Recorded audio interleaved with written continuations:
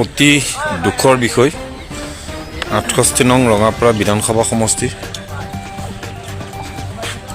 চিলনী গাঁও পঞ্চায়তৰ অন্তৰ্গত আমাৰ চিলনী বঙালী গাঁৱৰ ৰামলাল সাহানী বাসগৃহ যোৱা ৰাতি 11টা বজাত জ্বলি সম্পূৰ্ণৰূপে ভস্মীভূত হৈ গৈছে।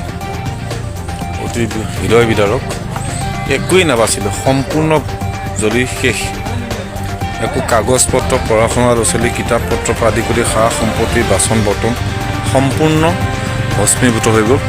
সেয়া চব তেখেতসকলৰ ঘৰত দুখীয়া মানুহ কাম কৰি পেলাই হয়তো কিছু 30-40 হাজাৰ টকা জমা ৰাখিছিলে, টকা টোপোলা পৰ্যন্ত জ্বলি গ'ল। ইয়াৰ সোণ গহনা দেখিছে, গহনা যদি সম্পূৰ্ণ ছাই হৈ গৈছে। ইয়াত তেখেতসকলে দুখীয়া মানুহ, চিধা মানুহ, কাগজত টোপোলা কৰি ৰাখিছিলে, সম্পূৰ্ণ নথি পত্ৰ যি আছিলে সকলো জ্বলি ভস্মীভূত হ'ল। সেয়েহে মই যোনে যেনেকৈ পাৰে এই দুখীয়া নিসহায় পৰিয়ালটিক সকলোৱে সহায় সহযোগিতা আগবঢ়াব বুলি মই অনুৰোধ কৰিছোঁ। লগত